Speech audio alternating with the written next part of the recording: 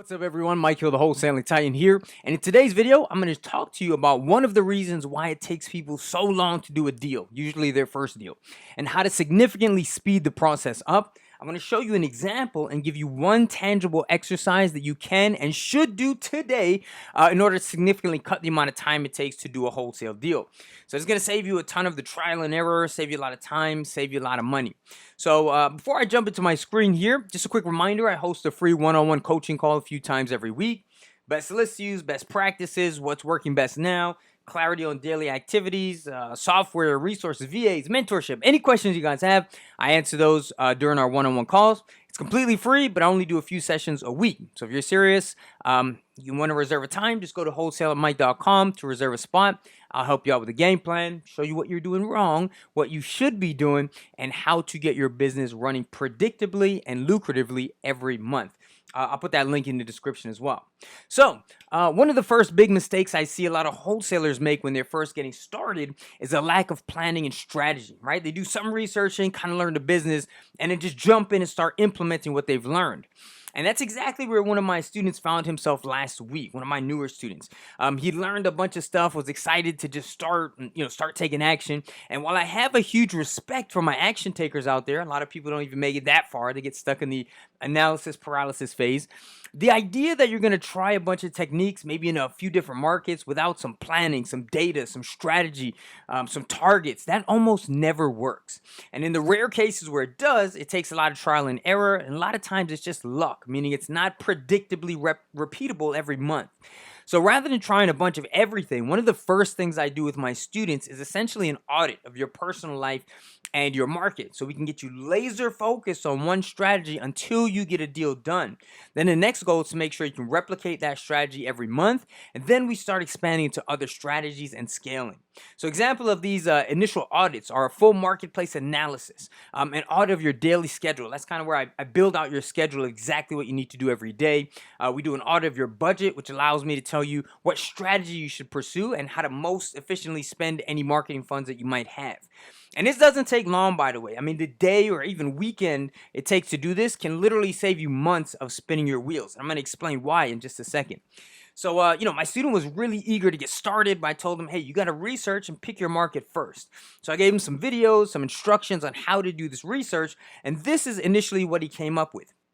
Now, as a mentor, one of my jobs is to double check and validate everything you do. So I asked him, which of the sites I recommended, did you use to complete the exercise? And that's when he said, well, these are the numbers that I'm looking for that I would buy. And again, I respect the eagerness to start, but that's exactly what you should not do. What I'm trying to establish here is the absolute best market to work in and what you should be looking for. That way, every phone call, every text, every piece of mail, every activity has a better chance of becoming a deal. You have to know exactly how much activity is going on, how many real verifiable buyers are active, the exact price points they're buying, the exact types of properties they're buying, the end goal for that investor, etc. So I'm not going to run you through all the different exercises and go super deep into the analysis, but I want you to check this out. Okay, guys, so this is basically a summary tab of the work that my student was supposed to do that tells you, kind of validates what your target market should be, right? So he's in Virginia, these are the counties, and this is where we want to look for actual data. What if cash buyers already purchased? Again, we're not making any assumptions. Everything has to be validated. So what he came up with is that the price ranges in Suffolk County, for example, were between $20,000 to $90,000, and that is, again, from cash buyers, so from investors. The number of sales in that price range in the last 12 months, 1,000, and then that median price is 30K. Now, again, this is just a basic snapshot. So what I'm going to do is I'm going to pull up Privy here, and this is a fantastic software, highly recommended. If you guys haven't seen my video on Privy and all the different features it has to help you with your data, your analysis, and also finding deals very quickly, go watch my video. I'll put a card up here or something like that. So you'll see here, I searched Suffolk, Virginia, and there's some cool data we can see. Now, the first thing, this is nice that it's plotted on a map here because you can kind of see the clusters of where the most investor activity is going on. But if we look here, there's only 108 fix and flips. So my student, by making that assumption, was talking about 1,000, 100. That's not close. So if you're doing all this effort, maybe you're guerrilla marketing or tons of cold calls, and there are only 100 cash purchases that have taken place in the last 12 months, and you can't change these filters, but in the last 12 months, it's not really going to be the best use of your time or your resources, right? So we see here we've got this activity 108. Buy and holds 172. It's also important. One of the reasons I like Privy is that it will tell you the end goal. So, in this case, fix and flip versus buy and hold. And that's important for you to know as a wholesaler, because you will do your property analysis a little bit differently because you're trying to sell it to that end buyer. So once you know what their goal is, it's a lot easier to do those calculations and come to a number that makes sense. Also, you can check out my Privy video again, but like this is a really cool feature where it says, all the cash buyers all the cash purchases that happen, click this and it'll show you similar active deals. So it saves you a lot of time. There's cool stuff in there. Go watch that. So anyway, he said 1,000 and you're at 108. So from the jump, I'm like, okay, this is not probably the most profitable in terms of a highly, dense area. So what I want to do here is now check out the list view. And remember, he said that these properties should be that investors want to earn a $20,000 to $90,000 range. Now, obviously, we get a little bit more sophisticated with this, but just for the sake of the video, you'll see these numbers are at 218, 320, 266, 200, etc. It's hovering around that 250 area, going up into 300s, a couple outliers at 530. But even just glancing at this without doing the math in the Excel spreadsheet and all that, you guys can see if he was just looking for price ranges in 20 to 90K and not looking at some of those properties that are priced a little bit higher than that in the 200s, he's going to be missing out on tons of deals, tons of activity, right? And then here it will tell you the percentage off the ARV that your investors are looking for. But this is super, super important to know. So let's go ahead and take a look at Portsmouth, this next one here. So let me go ahead and search that over here. Okay, so already I can see that compared to Suffolk, this is a much better area. So he said, 1,000 sales in a price range, not quite that high, but we're looking at in the last 12 months, 305 fix and flip properties, and then we've got the 399 buy and hold. So this is a much better area to focus all those efforts, all those cold calls, all those resources. Now, if we go ahead and go back to our list view, okay, so now we're in our list view. Sorry, just updated this, and we'll see again. We're looking here at price ranges 220, 220, 350, 260, 230. And again, we're looking at 200s and 300s. On the flip side, right, he put here 20 to 90. So if you're only focusing on that 20 to 90, you would be missing out on all these potential properties and properties in this price range that your ideal buyer is looking for. Also, you'll see here that the area is a little bit more conducive in terms of what investors are looking for to the buy and hold. So again, we're going to analyze those slightly differently, right? And then again, you have your map, so you can check that out. So let's go ahead and run one more and check on this last one, Chesapeake, Virginia. So again, we got our results here. 304 fix and flips, 314 buy and hold. So still not in the price range. Number of sales, still not 1,000, but a lot better than Suffolk, where there were 100 properties sold to investors in the last 12 months. And again, remember, you can play with these filters, play with the ARV, etc.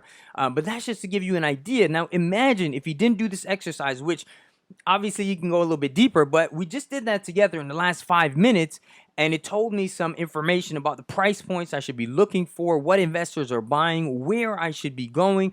And if I went based on this, looking at 60 to 150K, if we throw that into the list view here. So now we're in our list view, and you can see here, he was initially just looking for properties in the $60,000 to $150,000 price range, and cash buyers are buying, it's looking like 300s, 394, 355. So if he's focused on the wrong thing, all those efforts, all, working hard, as a lot of you are doing, it's not going to matter because you're missing out on all of these opportunities, right? And then there's some other really cool features in Privy where, you can click, you can see the before and after pictures, what you are really getting to build up that archetype of what your buyers are actually looking for. So that's some really cool stuff. Now, relatively inexpensive software, costs you $100 a month. For some of you on a budget, if you're not there yet, you can run this same exercise in PropWire. Again, it's propwire.com. I did a video on that recently.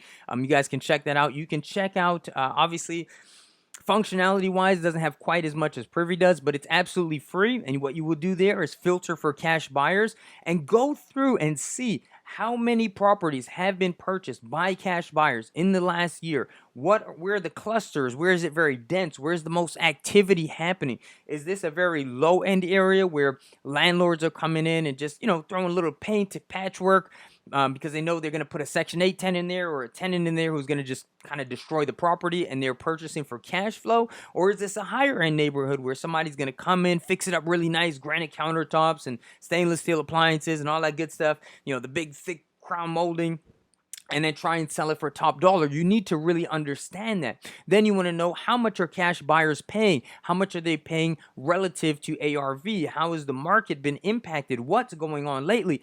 And once you know what you're looking for, it makes it significantly easier to go out and find that. Now, the best analogy I can think for this is finding a wholesale deal is like finding a needle in a haystack.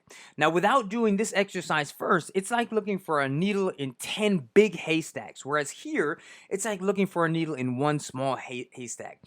You're also more likely to sell your deal because you're matching the deal to your ideal client and what they're looking for. It's going to be much harder, for example, to sell a Rolex in a Walmart than it is in a luxury watch store. People shopping in Walmart, they're not there for that. Maybe they can't afford it, even if it's a great deal. The product is mismatched to your ideal client versus that person shopping in a luxury watch store. That's what they're there for. Likewise, a big brand store like Target, they don't just go out and open a new location based on a gut feeling. There's a lot of research that goes into choosing that location. They can tell you the demographics in the area, the average household income. They even clock how much traffic passes by the allocated site on a daily basis. So if you guys are interested in learning some of my other exercises, other things we go through, if you have general questions or you're interested in mentorship, or you want to get your business doing 3 to 5 deals a month as fast as possible, even if you're starting with little to no money like I did, be sure to sign up for that free one-on-one call. Again, link is in the description. And please let me know, what are your thoughts here? What additional questions do you guys have? What video topics would you like for me to cover next? Please drop those down in the comments below. As always, thank you so much for your support of the channel. If you got some value here today, please remember to like, comment, subscribe. I always do the same for channels that I watch, as it really does help us with the YouTube algorithm, and can't tell you guys how much I appreciate it. So thanks again, and I will see you guys in the next video. Peace.